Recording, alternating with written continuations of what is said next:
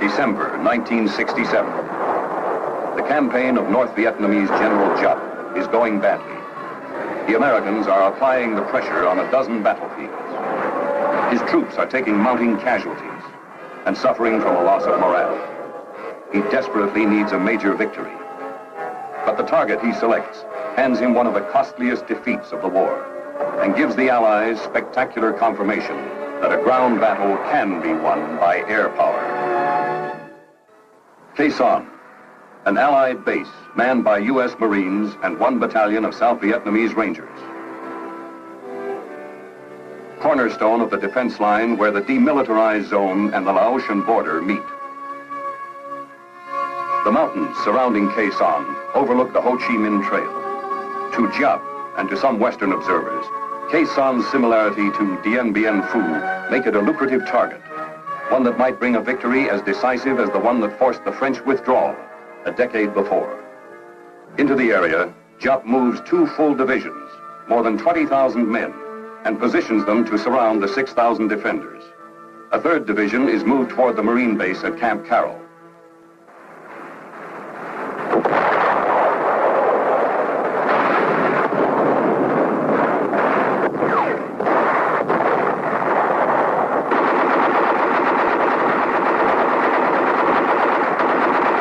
As the battle lines are drawn and the Marines repulse foes against their tightened perimeter, General William Westmoreland gives his Deputy Commander for Air, General William Momeyer, operational control of all air elements in the defense of Quai Son.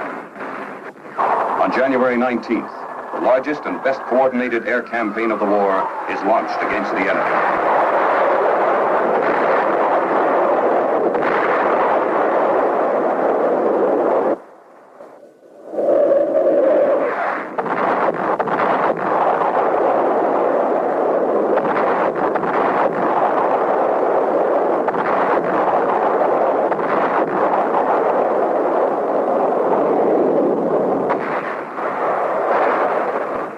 With land routes blocked, every ounce of food, every round of ammunition must be flown in to the besieged Marines across an air bridge that is always busy, always dangerous. Enemy gunners score a hit on an A-4 flown by Marine Major Bill Loftus. But Loftus is quickly recovered by Marine choppers and returned to Quai Son.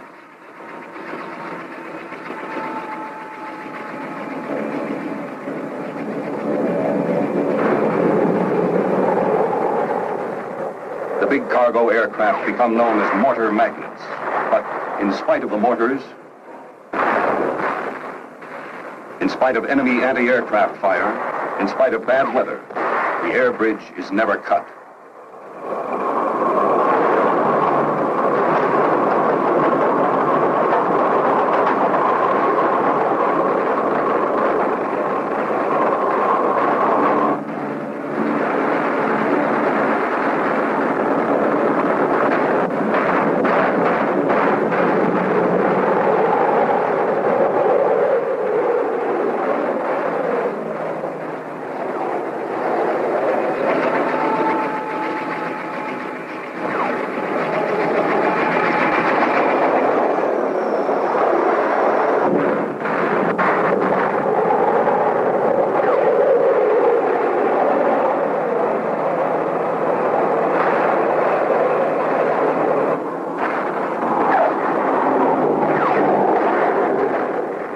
In the first month of the siege, Air Force C-130 and C-123 aircraft deliver nearly 11,000 tons of supplies and move more than 3,000 troops, refugees, and wounded in and out of the base. Their daily load averages as much as an 80-truck convoy.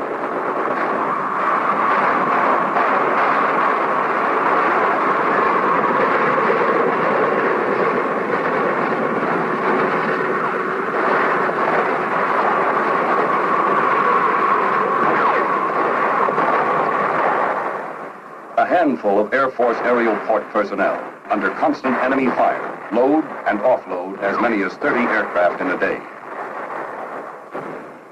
As the supply by air continues, the Air Force coordinates intelligence from all sources to pinpoint the enemy positions. Air Force reconnaissance crews are able to penetrate the jungle canopy and zero in on enemy targets with highly sophisticated electronic and photographic devices that detect the enemy's slightest move. They often locate more than 300 targets a day. Jop's plan calls for a quick victory. He steps up the intensity of his assault, scores a hit on the Marine ammunition dump.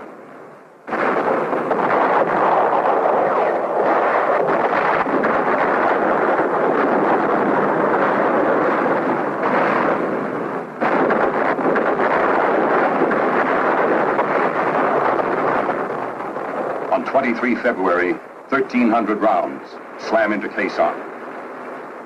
Casualties among the defenders mount.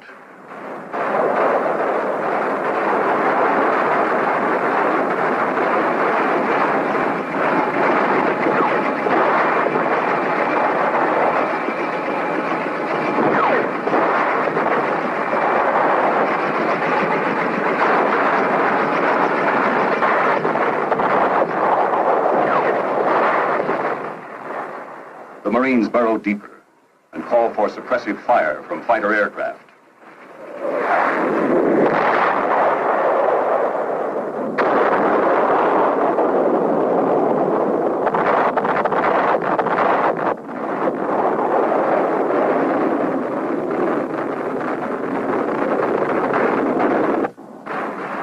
On the airstrip, the airlift planes meet increasing enemy fire.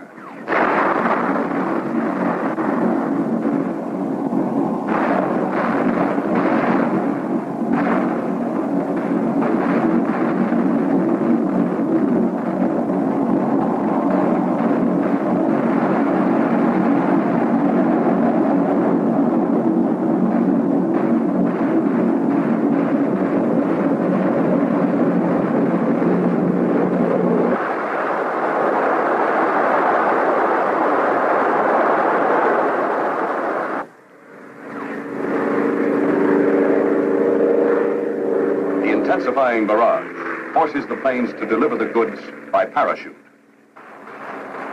The communists are steadily increasing their attack. The specter of Dien Bien Phu is revived in American headlines. But what the French lacked, the Americans have in overwhelming strength, the decisive element of air power.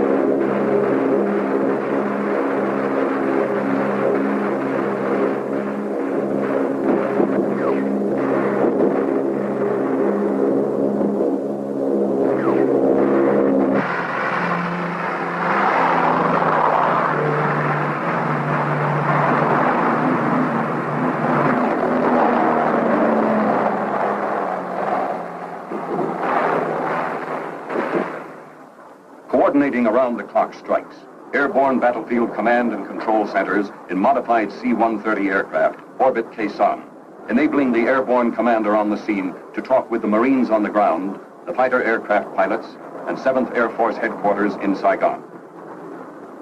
Armed with the latest target information, the ABCCs direct the forward air controllers, who in turn direct the fighter bombers to enemy positions within yards of the Marines' perimeter.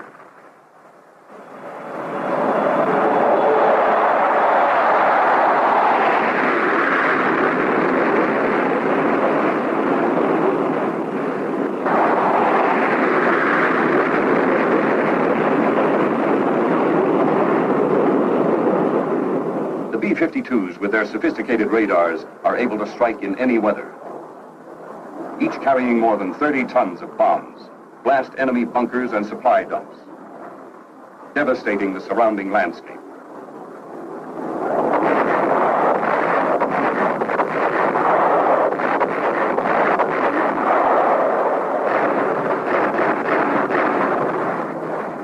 At night, unseen and unheard, until their payloads hit, they strike terror into the hearts of the communist troops.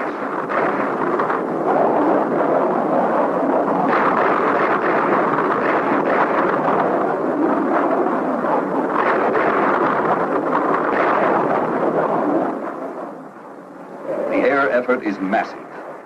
In February and March, General Momeyer directs more than 21,000 sorties in defense of Quezon.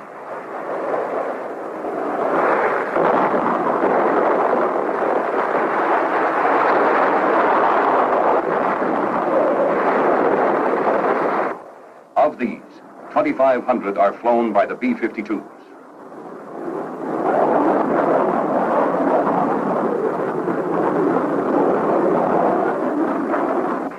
During the same time period, Marine artillerymen at Quezon and Army gunners firing from bases many miles away lobbed thousands of shells at the enemy. In March, about the time of the 14th anniversary of his victory at Dien Bien Phu, Giap orders the withdrawal of the first of 2 divisions which are then in the process of being destroyed.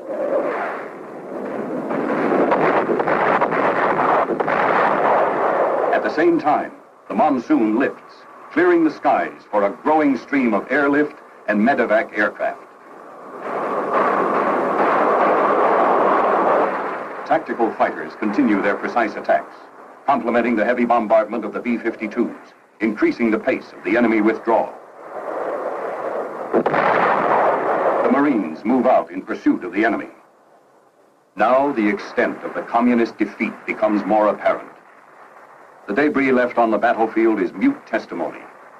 Stockpiles of ammunition, rockets, mortars, and automatic weapons, laboriously packed down the Ho Chi Minh Trail, are abandoned. Captured North Vietnamese troops provide added facts. One regiment is reported to have lost 75% of its 2,000 men. Mass desertions to escape the bombing are not uncommon. Giap's soldiers were existing on starvation rations. Total enemy losses are estimated at 15,000 men. The long siege is over. On April 7th, the President of the United States sends a message to the armed forces in Southeast Asia. The relief of the forces which have held the base at Quezon is an occasion for me to express the pride and confidence I feel in those who are carrying forward the nation's struggle against aggression in Southeast Asia. The enemy intended to overrun the base at Quezon. Less than 6,000 United States Marines and South Vietnamese Rangers, backed by our tremendous air capacity, pinned them down, kept them away from the populated areas, and imposed heavy casualties.